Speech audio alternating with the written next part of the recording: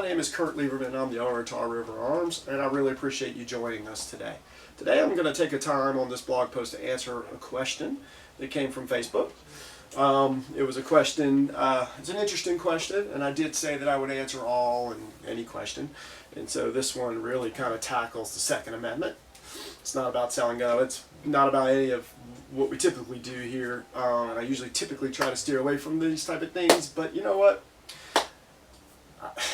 Gotta answer it. So you asked the question, and here's the gist of the question. The question, I had posted a picture of an AR, and this group, they had no followers by the way, this group came on and said, hey, what under the Second Amendment gives you the right to own this AR? And then they followed up with a couple other things. They said that to please give them an answer other than it is legal for me to own it. He said that was pathetic or something. And then the second part he kind of threw in there was the second was intended for the musket, and therefore the AR didn't exist when the musket or when this was written, so therefore it could be interpreted in a different way. This is essentially what that person said.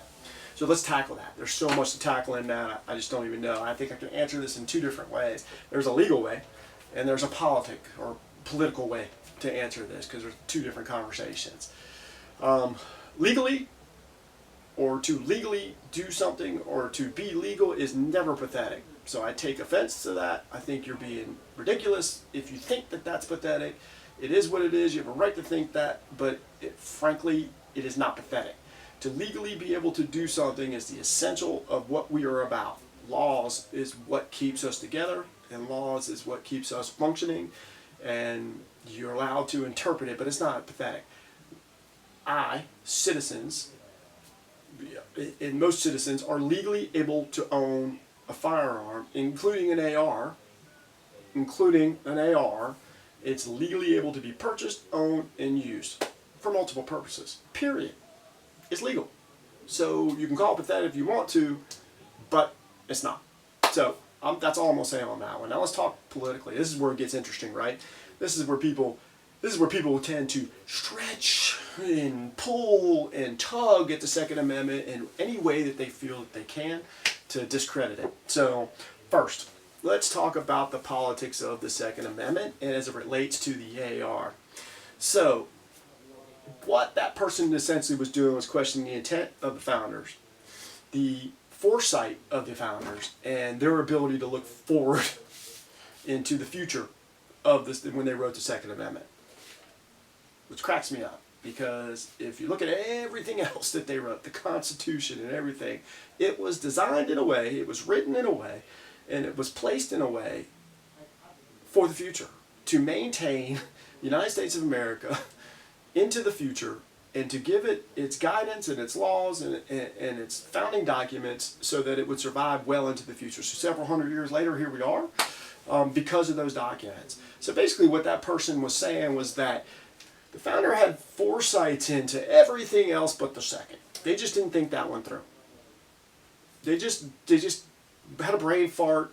They said, our intent was that we were only talking about weapons today, although they didn't write down it. We only talking about the weapons of today, and we're not worried about the weapons of 50 years from now, because they'll interpret this that they'll be able to change the rules and regulations because that weapon didn't exist or something, or whatever it is. They just didn't have the foresight to think ahead. It's freaking like you want to pull your hair out, right? So you take that, it gets me all worked up, but you take that and you say to yourself, well, that sounds good, right? Hey, the intent of the founders in the second really was around muskets, and really was around hunting, and was really around a militia in wartime. I've heard that one as well. I'm gonna put it to you blankly, and I'm looking you straight in the eye when I say that, is that if you really want to know what the founders' intents are, and if you think that's what it is, you haven't done your research. You haven't read what the founders said. You haven't looked at what they said.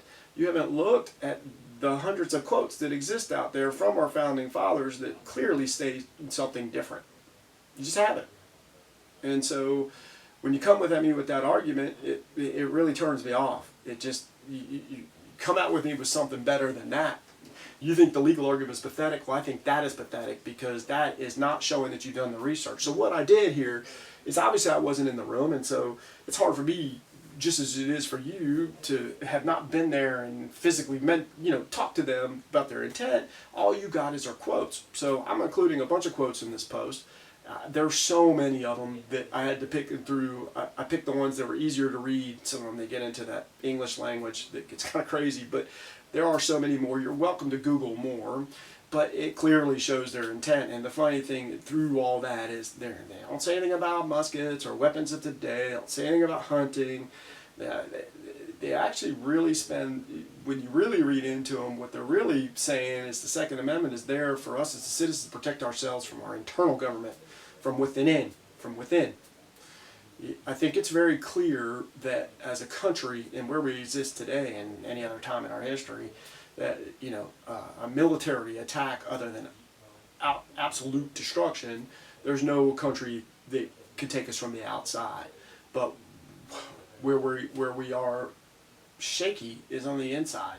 And so an unarmed citizenry can never stop that from being torn from within. And so when you look at the founders' quotes and the ones that I've included, and you look at the ones I didn't include, it really clearly shows that their intent was less about muskets and hunting and having a well-regulated militia, and more about the right to keep and bear arms as a mechanism to stave off that government. Don't believe me? Read the quotes, Google, whatever you want to do. So it was clear what their intent was. It is very clear what their intent is if you read their quotes. Now, let's erase that. Let's pretend here for a moment that that person was right. And that, because the AR didn't exist when they wrote this, because the musket was maybe the best weapon at the time, right? For the individual, for the right person to bear arms, that's what they have as a musket of some kind of pistol, right? Or some kind of rifle. Okay, let's pretend that that is true. So if that was true, let's apply that to the first, because what happens once you open up the door to interpretation of one, all the others are open. You can shake your head, and you can go, no, that's not, absolutely is. So let's pretend. So when the First Amendment, when these Bill of Rights was written, and the First Amendment was written specifically, they didn't have, all they had was, pencil, paper, a feather with some ink, right? They didn't have, typewriters. They didn't have any of that stuff. They didn't have the internet. They didn't have digital media. So if it is true that the AR does not fit within the second, then it's very easily to say, hey, when they wrote this, they wrote by handwritten media, a piece of paper, a book, a speech, to a paper, verbally, that is all that the first truly protects.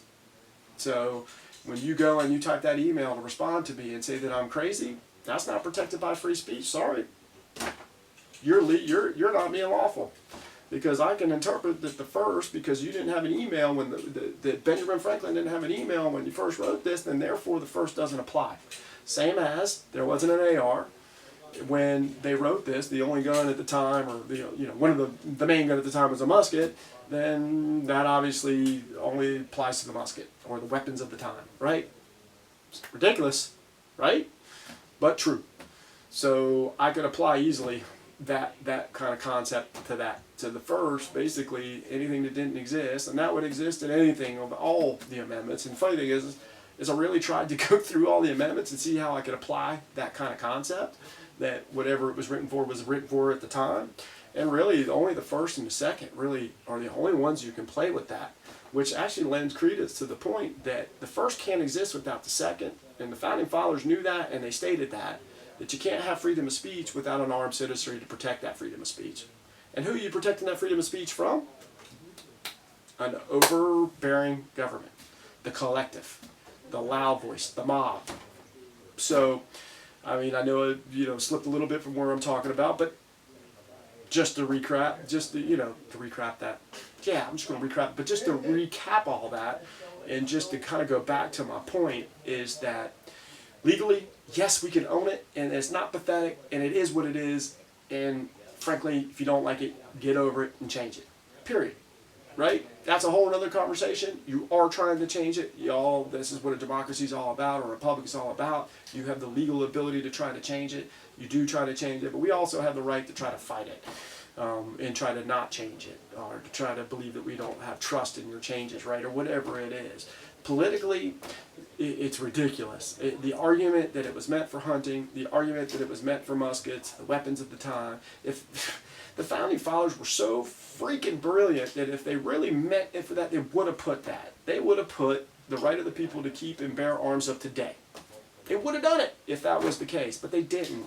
They left it vague, and they left it because they knew that innovation happens. They knew that things would happen, and they knew they couldn't get specific. They just knew that in order for a republic to survive, for whatever the enemy is, foreign or domestic, the citizenry had to be armed in order to have the free speech to keep that wheel going.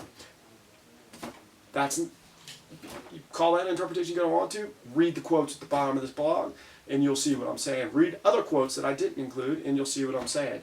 So I feel like I answered your question. I appreciate the question. I've heard it enough, and so I thought I would just take this time to put this down in video, put this in a blog. Why not, right? So I guess with that, I'll close out by saying I really appreciate you taking the time to listen to me. I hope you enjoyed what I had to say. Agree or not, or disagree, let me know. You know, I think if you create an account right here, we can start a comment section underneath this blog. You're welcome to send us an email at sales@traguns.com. You're welcome to give us a call at 919-263-1110. You know, obviously, Tar River Arms, we are a online and retail firearms company, so we strongly believe in the Second Amendment of rights. We don't see very much leeway in that right. We believe that every citizen has the right to keep and bear arms. And I don't think there's a selective nature to what that means, right? Heck, we've already passed some laws, in my opinion, that break that barrier. But it is what it is. So anyway, I really appreciate it. I want to go on a tangent here. I really appreciate the time. I hope you're having a great morning, a great afternoon, a great